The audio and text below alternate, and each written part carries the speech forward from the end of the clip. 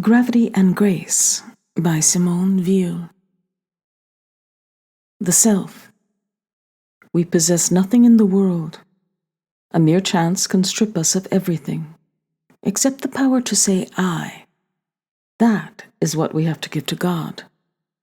In other words, to destroy. There's absolutely no other free act which it is given to us to accomplish.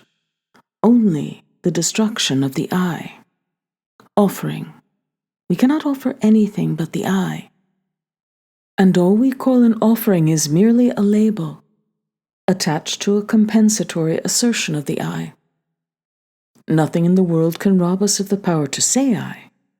Nothing, except extreme affliction. Nothing is worse than extreme affliction, which destroys the I from outside, because after that we can no longer destroy it ourselves. What happens to those whose I has been destroyed from outside by affliction? It is not possible to imagine anything for them but annihilation, according to the atheistic or materialistic conception. Though they may have lost their I, it does not mean that they have no more egoism. Quite the reverse. To be sure, this may occasionally happen when a dog-like devotion is brought about, but at other times, the being is reduced to naked vegetative egoism, an egoism without an I. So long as we ourselves have begun the process of destroying the I, we can prevent any affliction from causing harm. For the I is not destroyed by external pressure, without a violent revolt.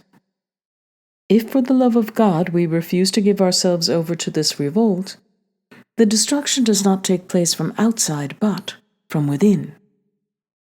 Redemptive suffering. If a human being, who is in a state of perfection and has through grace completely destroyed the I in himself, falls into that degree of affliction which corresponds for him to the destruction of the I from outside, we have there the cross in its fullness. Affliction can no longer destroy the I in him, for the I in him no longer exists, having completely disappeared and left the place to God. But affliction produces an effect which is equivalent on the plane of perfection to the exterior destruction of the I. It produces the absence of God. My God, why hast thou forsaken me? What is this absence of God produced by extreme affliction within the perfect soul? What is the value which is attached to it and which is known as redemptive suffering? Redemptive suffering is that by which evil really has fullness of being, to the utmost extent of its capacity. By redemptive suffering, God is present in extreme evil, for the absence of God is the mode of divine presence, which corresponds to evil, absence which is felt.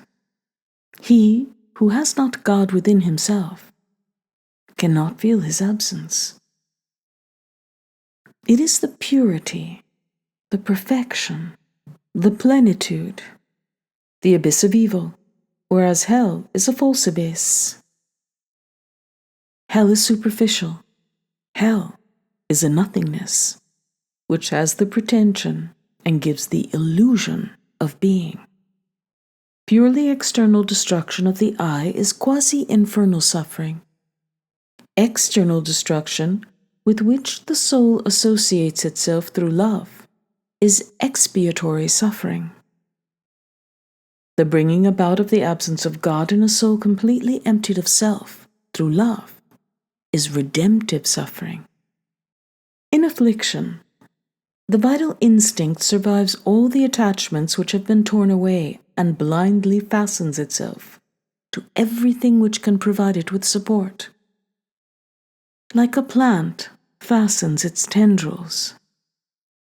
Gratitude except in a base form, and justice are not conceivable in this state, slavery. There is no longer the extra amount of energy required to support free will by which man takes the measure of things. Affliction, from this point of view, is hideous as life in its nakedness always is, like an amputated stump, like the swarming of insects, life without form.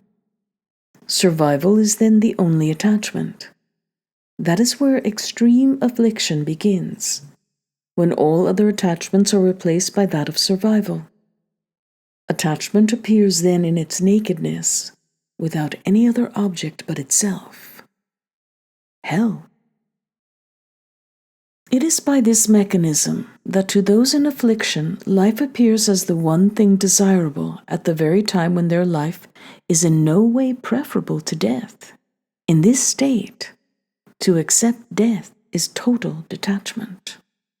Quasi-hell on earth. Complete uprooting in affliction. Human injustice, as a general rule, produces not martyrs but quasi-damned souls. Beings who have fallen into this quasi-hell are like someone stripped and wounded by robbers. They have lost the clothing of character. The greatest suffering which allows any of a man's roots to remain is at an infinite distance from this quasi-hell. When we do a service to beings thus uprooted, and we receive in exchange discourtesy, ingratitude, betrayal, we are merely enduring a small share of their affliction. It is our duty to expose ourselves to it in a limited measure, just as it is our duty to expose ourselves to affliction. When it comes, we should endure it as we endure affliction, without referring it back to particular people, for it cannot be referred back to anything. There is something impersonal in quasi-infernal affliction, as there is in perfection. For those whose eye is dead, we can do nothing, absolutely nothing. We never know, however, whether in a particular person the eye is quite dead or only inanimate. If it is not quite dead, love can reanimate it as though by an injection. But it must be love which is utterly pure, without the slightest trace of condescension. For the least shade of contempt drives towards death. When the eye is wounded from outside, it starts by revolting in the most extreme and bitter manner, like an animal at bay. But as soon as the eye is half dead, it wants to be finished off, and allows itself to sink into unconsciousness. If it is then awakened by a touch of love, there is a sharp pain which results in anger, and sometimes hatred, for whoever has provoked this pain. Hence, the apparently inexplicable vindictiveness of the fallen towards their benefactors. It can also happen that the love of the benefactor is not pure. Then, in the eye, awakened by love, but immediately wounded afresh by contempt, there surges up the bitterest of hatreds, a hatred which is legitimate. He, on the contrary, in whom the eye is quite dead, is in no way embarrassed by the love which is shown him. He takes what comes just as dogs and cats receive food, warmth, and caresses, and like them, he is eager to obtain as much as possible. As the case may be, he either attaches himself like a dog, or accepts what comes to him with a certain indifference like a cat. Without the slightest scruple, he absorbs all the energy of whoever tries to help him. Unfortunately, in every charitable work, there is danger lest the majority of its clients should be composed of people with no scruples, and above all, of people in whom the eye has been killed. The weaker the character of him who endures affliction, the more quickly is the eye destroyed. To be more exact, the limit of the affliction which destroys the eye is situated at a greater or lesser distance, according to the quality of the character. And the further it is, the more the character is said to be strong. The position of this limit, whether near or far, is probably a fact of nature in the same way as a gift for mathematics. And he who, without any faith, is proud of preserving his morals in difficult circumstances, has no more reason to be so than the youth who is conceited, because mathematics comes easily to him. He who believes in God is in danger of a still greater illusion, that of attributing to grace what is simply an essentially mechanical effect of nature. The agony of extreme affliction is the destruction of the I from outside. Arnulf, Phaedra, and Lycaon. We are right to fall on our knees, to make abject supplication, when that violent death, which is going to strike us down, threatens to kill the I from outside, even before life is destroyed. Niobe also of the beautiful hair thought of eating. That is sublime, in the same way as space in Giotto's frescoes, a humiliation which forces us to renounce even despair.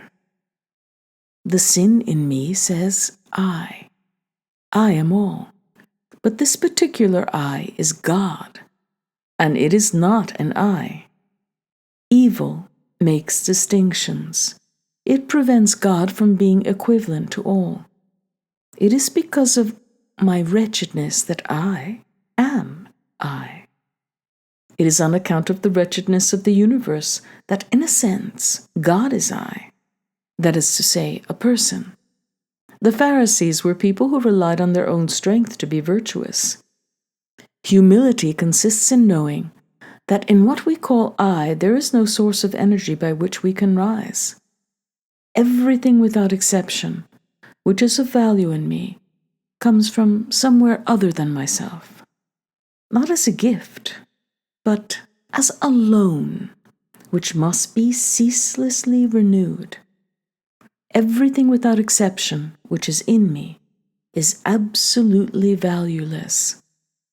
And among the gifts which have come to me from elsewhere, everything which I appropriate becomes valueless immediately I do so. Perfect joy excludes even the very feeling of joy, for in the soul, filled by the object, no corner is left for saying I. We cannot imagine such joys when they are absent. Thus, the incentive for seeking them is lacking.